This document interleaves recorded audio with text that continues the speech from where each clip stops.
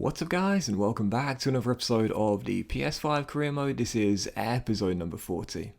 And we start today's episode off by seeing that Luke Amos got a brief injury in the win over Birmingham, but thankfully it's just a bruised shoulder and a 5-day injury. And also as well, in today's episode, there is some absolutely crazy transfer drama, including the finale of the Ilias Share saga. Yes, in the last episode you would have seen that Atletico Madrid putting a bid in for Share. I said I think for realism purposes I probably need to sell him as he's now in the prime of his career and he's good enough for Champions League football. We negotiated a £55 million deal with Diego Simeone, and he looks like he's on his way to the Metropolitano in Madrid. There was also the draw for the Europa League group where QPR have got Villarreal, Rapid Vienna and Victoria Pilsen in Group A of the Europa League. So of course our first season in the Europa League, really excited for it. And that's not going to be an easy group either, I must admit that. I think Villarreal are probably the favourites, and Rapid Vienna and Victoria Pilsen have spent time playing in the Champions League. I don't think that's going to be easy to get through. I think we've got the chance. I think we're probably the second favourites to get through in that group, but I don't think it's going to be a walk to qualification, and I can't see us winning with 6 wins out of 6. Regardless, as we were negotiating a deal there for Ilias to go to Atletico Madrid, I did see there was interest in one of my main targets for the season from Inter Milan, trying to sign a Brecci Eze and bring him to the San Siro. I negotiated a £33.6 million deal with Roy Hodgson plus a sell-on clause as well, so I'd imagine that's around the same as what Inter Milan were offering. And as you could see, 5-year, 70 grand a week weekly wage. That's what I offered him. I said the choice is yours of Brecci. You can either come back to West London or you can go to the San Siro and you play your trade out there. And Eze said, you know what, ever since leaving QPR and going to Crystal Palace, I've always wanted to come back. So Brecci Eze is back, a former fan favourite at the Kai Prince Foundation Stadium. I'll be totally honest here, my 2 main targets for the window, Ben White and a Brecci Eze. We've got them both and I'm absolutely buzzing as well. So Eze is back. When you compare him and Ilias as well, they are incredibly similar. They're the exact same age, they're the exact same overall, they play the exact same primary and secondary position. Eze has slightly better weak foot rating than Ilias, but they're really similar players. And I think to sell Share for 55 mil and bring back Eze for 33.6, yes, there's a sell-on clause there as well, but I think that is an absolutely fantastic piece of business as well. I think to make it realistic, what I might do is like install a match highest earner clause as well for a Brecci and say that's the reason why he opted to come back instead of go to the San Siro. So if we sign a player and he's on 100 grand a week, for example, I'll have to bump Eze's contract up to 100 grand a week. I think that might make things a bit more realistic, you know, and give him more of an incentive why he'd choose us over Inter Milan. I don't know, maybe it's something worth considering. Again, I'm trying to do this quite realistically and also a bit challenging as well, and we'll keep it challenging as well, so that wouldn't be a bad idea. I think, I guess we'll have to wait and see.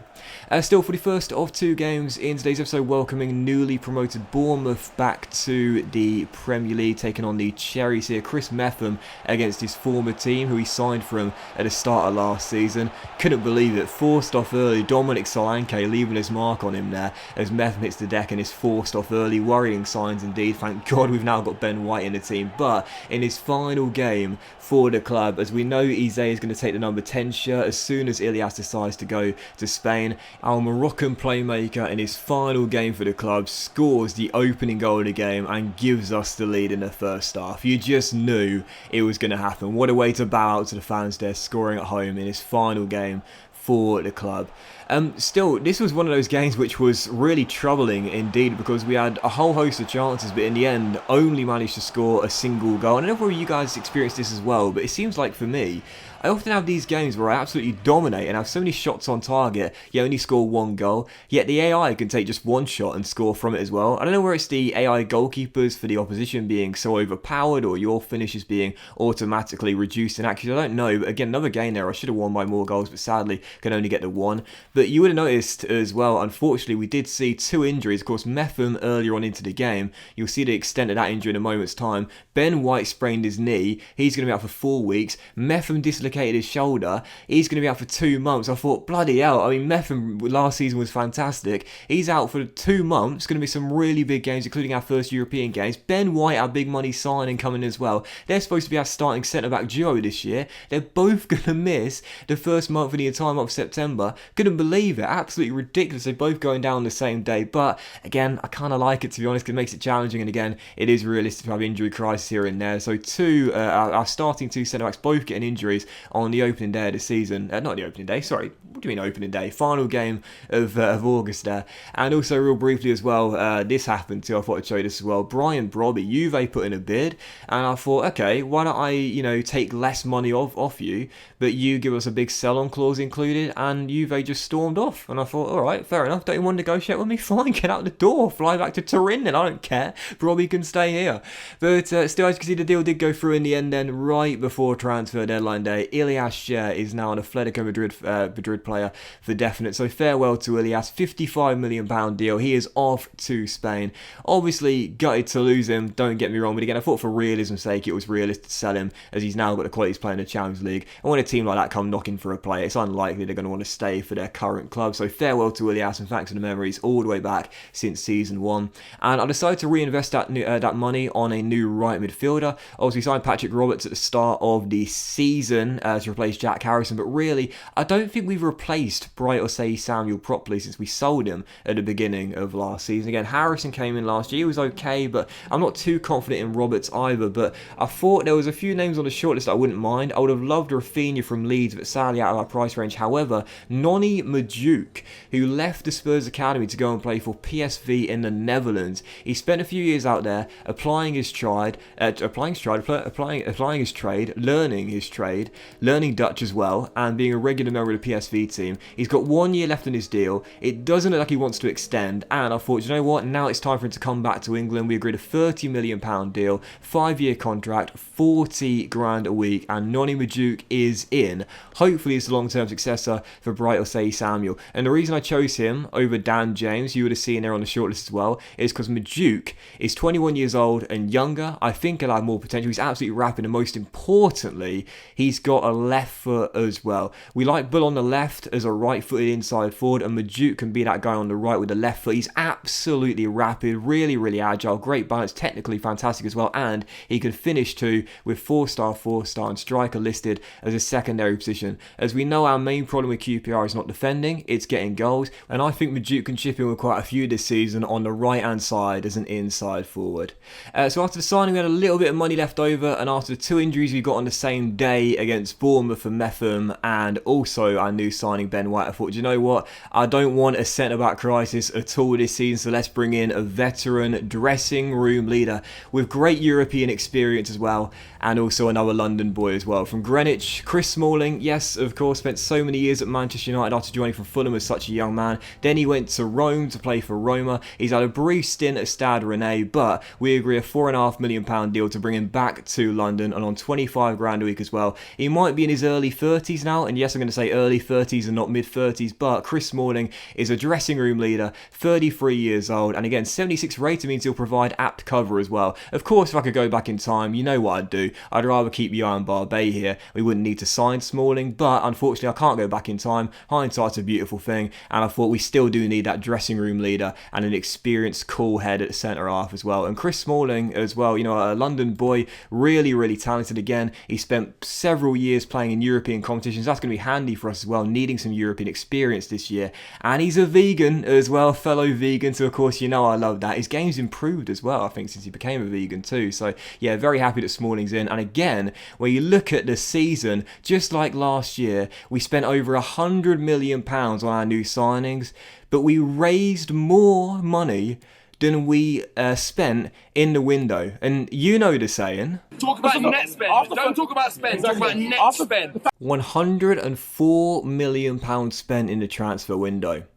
108.5 million raised for player sales. Yes, once again, for the second straight year, despite spending over £100 million and operating on a shoestring budget, we made more money than we spent in the transfer window. and yet our team still managed to get better and slightly younger as well. My goodness gracious me, I'm saying it once again. We are operating brilliantly in terms of the finances with the QPR team here, man. I absolutely love it. And don't talk about spend, man. Don't talk about how much money I'm spending. Talk about the net spend. Another profit in the summer transfer window despite all the cash getting spent. Yeah, I am Doxon Wenger. I am Arsene Wenger in disguise, man. Absolutely loving how well we're managing what is a very tough situation financially with QPR. I love it. I really, really do.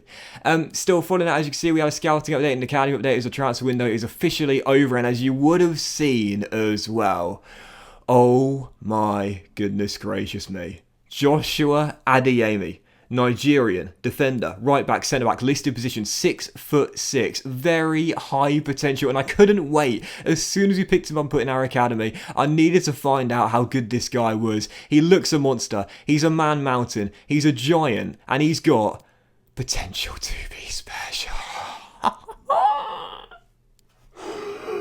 It's not Big AJ, it's Big JA. 3-star, 88 strength for 17 years old. So aggressive, 61 overall, low medium work rate. And of course, I'm going to turn him into a primary centre-back instead of right-back. Flip those two listed positions around, and once he does become an official centre-back, it'll only take him a fortnight. I'm then going to try and train his defensive stats up and get that high defensive work rate as well. Oh my god, a Nigerian king, Joshua Adeyemi, and I love that as well, you know, Anthony Joshua, AJ, this guy's not AJ, it's JA, so cool, Big Josh coming through the academy, and of course the board said at the start of the season we want another good player out of the youth academy that plays on a regular basis in our first team. I was thinking, who's it going to be? There's lots of players in the youth team that it could be. I was thinking it's going to be the South Korean winger that we've been training a weak foot rating of that looks really good, but instead, I know who it is now. It's Big AJ. I know we just signed Chris Smalling. I know we got Ben White in for the season. Of course, Trevor Shalhoub doesn't play much, but he's still there as well. Courtney House as well. But I've got to be honest here, I'm going to try and find a way to put Big JA in our starting 11 on a regular basis. Yes, he's starting off at a very low overall. Yes, he's the lowest rated defender in this team. But listen, man, this kid looks absolutely incredible. And his potential is so, so high. He's a man mountain. He's an absolute giant at 6'6". I can't wait to get this guy some game time, man. The king of Nigeria. I literally can't wait, man. He looks absolutely fantastic. I need a nickname. I need a nickname for him as well. I like Big JA. I like Big Josh, but again, Nigerian King, Nigerian Prince, I don't know, something, I'll figure it out, but Big JA looks absolutely fantastic. Anyway, I just can't wait to start using him, man. I really can't. Speaking of the South Korean winger as well, he was unsettled, so I gave him a pro deal, and as you can see, 5-star skill moves, 4-star weak, and he again looks fantastic as well. Exciting prospect tag, 60 overall, 17 years old, so I must say, we're starting to get some decent players out of our youth academy right now. And that feels really good too. Our youth squad is just full. There's very little space in there for new players to get given academy scholarships, but we're finally starting, after a tough first 2 or 3 years, to get some really decent youth players into our academy that could hold down some first team minutes and first team spots in our QPR team this season. So yeah, really, really excited. He looks really good too. Of course, Big JA, I think this season's going to be the breakout youth player. I guess we'll have to wait and see. Still, for the second and final game of today's episode, in the first game of September as well, we've travelled to Selhurst Park to take on Crystal Palace on the back of our win at home to Bournemouth, looking for our first away day victory of the season, taking on Roy Hodgson's side, and of course, you know who scored the first goal so early on into the game. First assist of the season for Charles Ball, going for a third straight assist title this year, but the guy that gets the goal, of course you knew he'd score. Back at Selhurst Park, opted to come here instead of go to the San Siro. Yep, a Brett Gise, fans' favourite, back on the score sheet as a QPR player, and I must say, after a tough start to the season for us in the first half, we played some absolutely sublime football, and whilst we did lose our lead 5 minutes before the break, we were back in front. Another assist for Bull, but who gets our second goal? Well, first game for QPR, a debut for him, and Nonny Majuk with an absolutely simple finish at the back stick. Wasn't going to miss, but I love the assist from Bull. Not too sure about the celebration, to be honest, but regardless, look at this for an assist by Bull. Chest it back, great awareness, dig it to the far post, and there's Majuk with a simple tap in from 4 yards out. I think this season we should at least get 50 league goals. Majuk on the right with Bull on the left, Eze playing balls through, and that man up top, Eddie Nketiah as well. First goal of the season. It's taken him a few games, but finally he's off the mark after 23 in the Premier League last year, just missing out on the Golden Boot. I know he'd love to win it this time around, but he gets his first of the campaign, his first scratch of the year as well, dinking the ball into the back of the net, and that celebration as well looks so cool. Last minute goal for Nketiah, right in front of the away fans as well. I know I sound like a broken record, but I always want to give you guys this little tip for immersion.